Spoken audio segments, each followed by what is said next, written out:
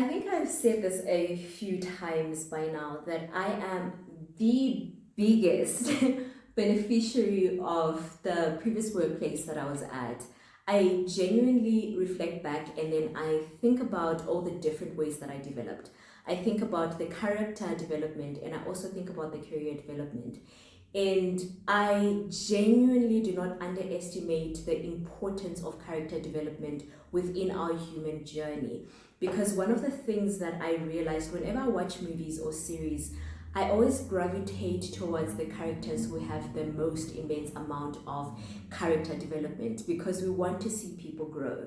And when I was thinking of some of the lessons that I've learned in my 9 to 5 experience, I've genuinely sat down and looked at the character being developed as one of the most biggest things that I'm grateful for, simply because it's something that is a part of our journey as human beings. And I thought to bring this topic to thinking out loud with you, and I titled today's topic Maintaining a Posture of Humility Despite Having Differences with Leadership.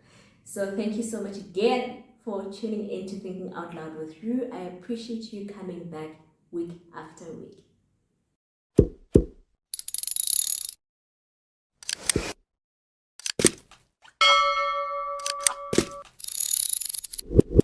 Hi guys, and welcome back to Thinking Out Loud with you. I am glad to have you for another topic. So this is Thinking Out Loud with you, a podcast channel just basically focused on looking at the complexities of adulting from the perspective of someone who is a psychology graduate as well as someone who is a Christian. So I thought to specifically speak about this topic from a Christian perspective, because when we think about character, it's something that is very important at the core of what God is trying to bring out of us. Every single thing that we do, whether it's within families or it's within just friendships or whatever the case is, God is always looking at the character that we have, that we are representing Him, that we're looking like Him, that our image is like Him. So I thought to speak about this topic specifically from that perspective. And when I was thinking about just some of the lessons that I've learned in my 9 to 5 experience, I thought about when I was at my previous work experience. I grew so much career-wise to the point where I was starting to assist with coordinating projects.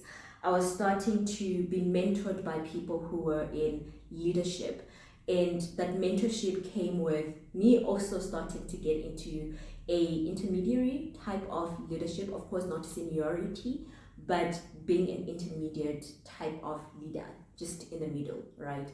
And I enjoyed it. I enjoyed seeing myself taking on a challenge. I enjoyed seeing myself being able to do things that I was not confident in doing before. Even the fact that I was given opportunities to do a lot of public engagement activities, whether it was on radio, it was on online platforms, or even just in person. I was allowed to develop some of those skills, and I genuinely think that literally gave me a foundation to be able to come on YouTube and start doing topics like this. So like I said, I'm the biggest beneficiary of everything that the previous workplace that I was at had to offer. And I'm so glad that I actually took every single lesson that I got from there seriously, and I started growing some of those skills in different platforms. So I'm so grateful for that. But one thing I noticed, and it's the same thing with families, is that the more intimately you get to know people, the more you start to see some of the gaps or some of the blind spots that they may have as individuals. And of course, when you start noticing blind spots, as a good mentee, you want to fix everything. You want to jump and just create systems that are now responding to some of the blind spots that you've seen. And sometimes because the system has worked for so long, according to how it was established by the leaders who established that system, sometimes they're not always willing to let go of the old system and embrace a new system. And sometimes there is conflict, there's clashes that comes because of that. And because there's conflict and clashes, it's also important that as a person who's upcoming, as a person who's developing within that space of leadership, that we learn humility.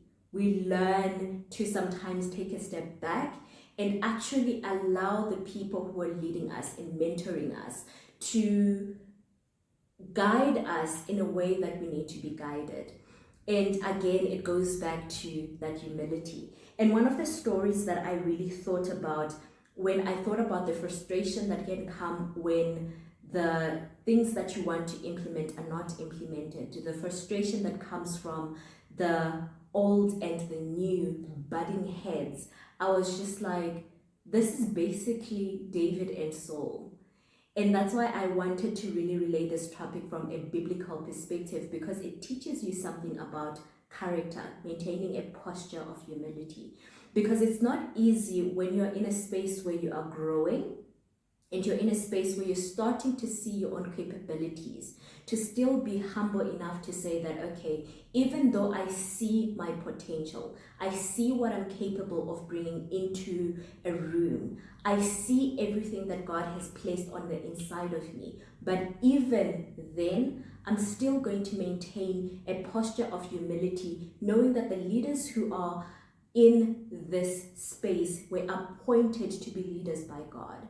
And because they were appointed to be leaders over me, I'm still going to submit over that leadership. I'm still going to be allowing myself to learn and to be guided by people whom God trusted to lead within a specific space until my time comes when maybe succession happens and I'm taking over. And again, like I mentioned, when I thought about this topic, one of the things that really stood out for me was David and Saul. So David was appointed as king when he was just a young boy, when he was not yet in a space where he can actually ascend to be king over Israel. He was anointed then as king. But it didn't mean that he took the office of king right there and then. He actually needed a little bit more time before he got to that point. And when I was just reading the story of Saul and David, it's actually a story that I read a long time ago. But when it came into my mind, I was just like, let me go back and refresh my mind on this story. And I saw some things that stood out for me. So David gets privately anointed when he was young. And because of that, of course, there is tension that comes between the young and the old. Being now getting to the place where you're replacing now the current leadership, replacing the current management, replacing the current appointed position. When you are in a space where you're looking at yourself as the successor, but there's currently a person who is in the position that you have been anointed for, there's of course going to be some conflict because of that. And we see that conflict in 1 Samuel 18, when everyone is busy singing that Saul has killed his 1,000, but David has killed 10,000. And there is, of course, some jealousy that developed within Saul to say that I've done a lot whilst I was in this position. How come all of you now are looking at someone else? How come now all of a sudden there is a young boy, a young man who you're looking at as my successor? Have you already forgotten all the different things that I've done whilst I was in this position as king? Because of course, even though there were things that he did that caused him to lose favor in the eyes of God, there were also things that he did that caused him to gain the favor of man. And people were very pleased with him at some point. Even though God was not pleased with him, people were pleased with him at some point. And that's the thing about people as well. People are not so great in terms of loyalty, because if something better comes along, their loyalty switches, which is interesting, but it is bound to happen, I guess. But anyway, you see that in 1 Samuel 18, right? That now David is being praised. And for some time, literally, Saul tries to kill David. Oh, not just once, but multiple times he tries to kill David, because he recognizes that that favor that he once had over the people is now something that David has been bestowed on by the people. Now people love David more than Saul, and he didn't like that very much, because he understood that people wanted David in the position that he was holding. And because he wanted to continue holding this position, he was like, okay, let's just get rid of the person who's threatening the position that I'm currently in. So he wanted to kill David. So wanted to kill David. And he actually got a lot of people, a lot of men who were trained to kill David. And you see in Samuel 24 that he and his men were on a hunt to kill David, on a hunt to kill him. And David was there in a cave. David was there in a cave. And while Saul and his men were looking for David, Saul was just like, listen, I need to relieve myself. And then he walks into the cave that David and his men were, and he's relieving himself. And David's men literally say to him that God is amazing. He's literally handed you your enemies into your hands. You don't even need to do anything. This is the man who has attempted to kill you, to the extent that his son had to get involved. Jonathan had to get involved in order to help David escape.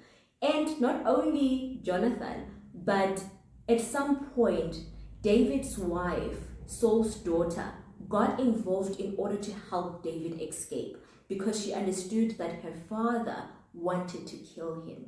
So this was now a lot of incidences that had already occurred where Saul attempted to kill David, and David was aware of this. And now you are David, and you're just like, wow, this is amazing, Lord. You love me. You brought my enemies right into my hands. And I can do whatever I want to do with Saul, because he was on his own, because he's king at the end of the day. So he wanted the privacy to relieve himself without his guards or without his people being there to protect him or defend him. So he walks into this cave. But in the second half of verse 6 in chapter 24, David says this: the Lord forbid that I should do this thing to my master, the Lord's anointed, to stretch out my hand against him, seeing he is the anointed of the Lord. That's how David responded when his men said, kill him. He said, the Lord forbid, because at the end of the day, this is the Lord's anointed. So if I go and kill the king, someone who God anointed for this position, it says something about me. It says something about me. And that's exactly how he responded. He took that posture of humility to say that because God put this person in this position, I have to reverence them to some extent. I have to be a person who is under them, a person who's able to acknowledge the position that they're currently in, acknowledging hierarchy, acknowledging that this person has been placed over me. And it's difficult, especially in positions where you haven't been treated well, especially in positions where people have abused their power. It's very difficult. But it's important that as someone who is ascending within your career, still maintain that posture of humility, because it is your character that has gotten you this far, and it's also your character that will keep you when you get into certain levels of administration. Because make no mistake, if you compromise yourself to get a position, you will have to keep on compromising in order to keep that position. And that's where it gets complicated. That's where it gets complicated, because again, like I mentioned at the beginning of this video, God is looking for character building. He's looking to make you look like him, to make you reflect his image.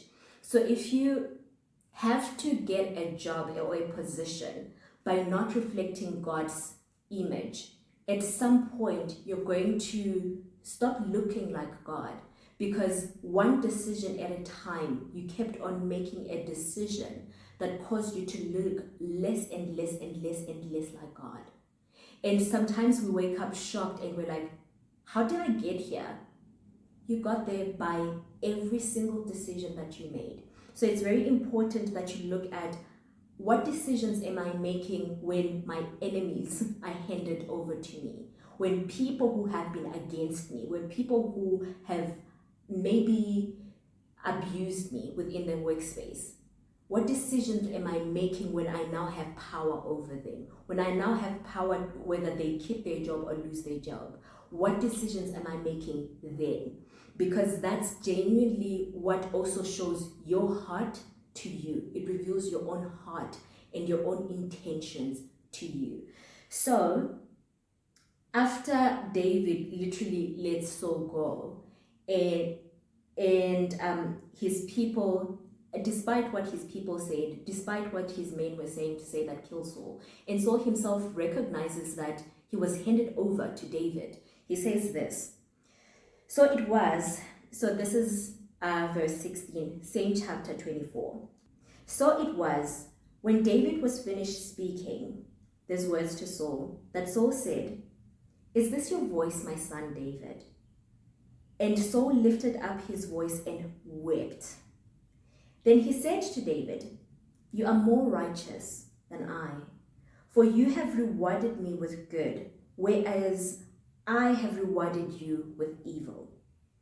And you have shown this day how you have dealt well with me. For when the Lord delivered me into your hand, you did not kill me. For if a man finds his enemy, will he let him get away safely? Therefore, may the Lord reward you with good for what you have done to me this day. And now, I know indeed that you shall surely be king, and the kingdom of Israel shall be established in your hand.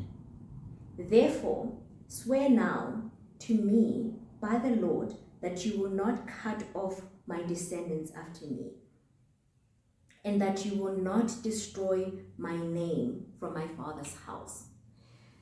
Guys, when I read this and refreshed my mind on this story, I was just like, your character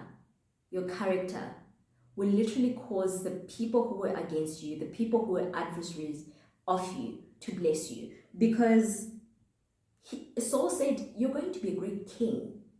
I now know why God put you in the position of being king. Because if it were me, you would be gone. If it were me, I would have done evil upon you. But what I think I learned, even from my 9-to-5 experience, is that it's important not just to maintain a posture of humility, but to remember that even in moments where people are paying you evil, that you need to repay them not evil for evil, but with good.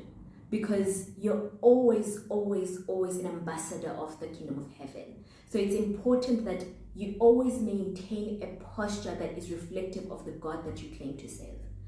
Because your life is a ministration to people who don't believe. Your life is a ministration to people who do believe. Your life is a ministration because in the same way that you're being mentored by people of leadership, because you're still in a position of leading, you're also mentoring people who come after you. You're also mentoring people who are looking at you. Even though you don't think that people are looking and they're learning from you how to act when they're in the position that you're in. So it's very important that you remember that your life carries a lot, and your life is a ministration of the God that you serve. So with that said, I would like to end this episode here and just thank you for your support. Thank you so much for listening to this episode. Do engage in the comments and like this video, share with someone who you think might benefit from it, and see you again next week. Thank you so much for all the support.